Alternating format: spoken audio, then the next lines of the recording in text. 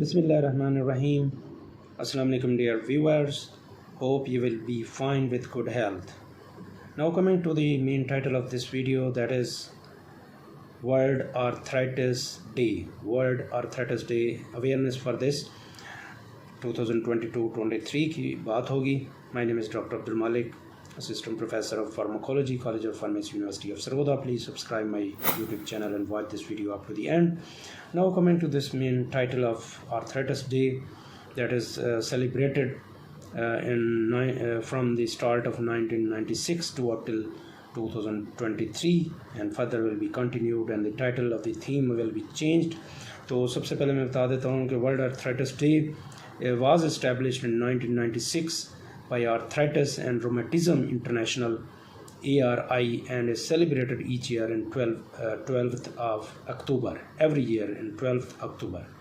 तो इसके बारे में बात होगी. और ये बेसिकली क्यों कंडक्ट करवाया जाता है वर्ल्ड अवेयरनेस जो डे है, वो इसलिए है कि global health awareness event organised every year to musculoskeletal rheumatic disease जो हैं उसके बारे में दुनिया को पता चले, और जो पीपल इसमें इन्वॉल्व हैं उनको भी एजुकेशन हो, और जो हुकूमत है उस दौरान उसको भी पता चले कि ये इतने लोग बढ़ते जा रहे हैं, उसका प्रॉपर ट्रीटमेंट और अवेयरनेस दें लोगों को.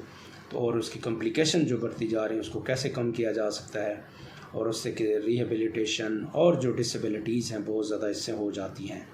तो लिहाजा अब बात होगी importance of world arthritis day के बारे में बताते हैं कि इसकी इम्पोर्टेंस क्या है. बेसिकली आर्थराइटिस जो है ये इन्फ्लेमेटरी जॉइंट डिजीज़ है. जॉइंट की जो इन्फ्लेमेटरी डिजीज़ है, बड़े बड़े जो जॉइंट्स हैं उनके अंदर ये प्रॉब्लम आ सकता है. छोटे जॉइंट्स में भी हो सकता है, हाथ हैं, पाँव हैं, नी जॉइंट्स है.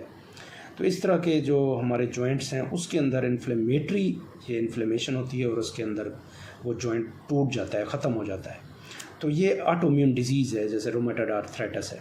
उनमें से एक है ओस्टियोआर्थराइटिस जो कि हमारी मैकेनिकल वजह से होता है, कहीं से वहाँ पे जो कार्टिलेजेस हैं वो ब्रेक डाउन हो गए. वैसे तो इसकी more than 100 types are there, arthritis की बहुत ज़्यादा टाइप्स हैं.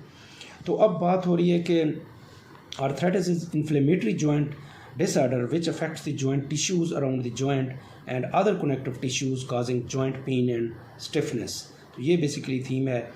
Most common are osteoarthritis and rheumatoid arthritis. इसके बारे में ऑलरेडी मैं बता चुका हूँ कि डिफरेंसेस जो दोनों के हैं, और इसकी अवेयरनेस देना बहुत ज़रूरी है क्योंकि दुनिया में बहुत सारे जो केसेस हैं इसका शिकार हैं. There is no specific treatment और प्रॉपर ट्रीटमेंट अवेलेबल तो है इसकी. इसमें डिमॉल्ड्स हैं, NSAIDs हैं, multiple other drugs are also available, monoclonal antibodies हैं.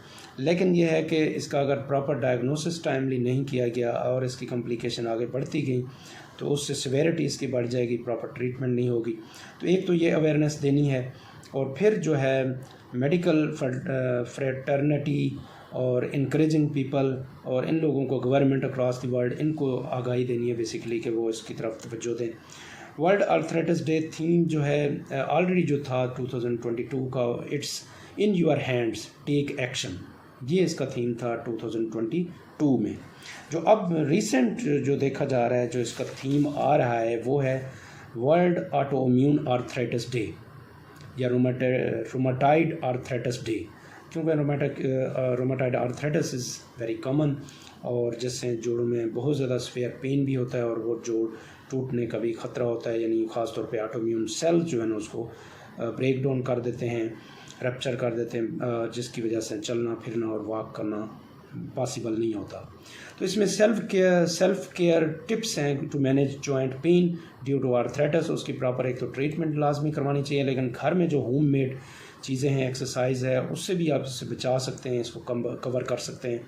For example well balanced diet should be taken or plenty of anti-inflammatory foods such as green leafy vegetables, berries, ginger, nuts, legumes and fibers should be taken.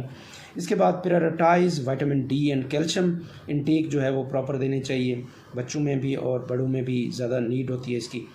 और maintain your ideal weight as carrying excess body weights, उससे भी severe problem होगा, stress होगा, जिससे weight bearing जो joints जो हैं वो ब्रेक डाउन होने के चांसेस बढ़ जाते हैं. गिरने के जो चांसेस हैं वो बढ़ जाते हैं। प्रैक्टिस रेगुलर फिज़िकल एक्टिविटी ये लाजमी है।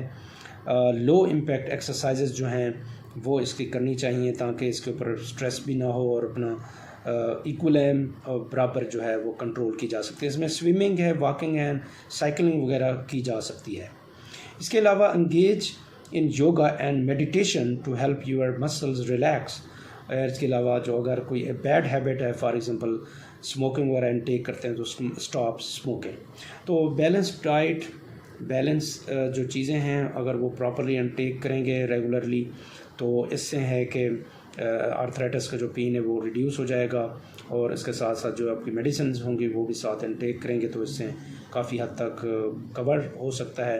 तो ये अवेयरनेस के लिए मैं आप इसके बारे में हमने बात की आर्थराइटिस डे के ऊपर। If you have any question you can write in the comment section. Thank you. Allah हाफिज़।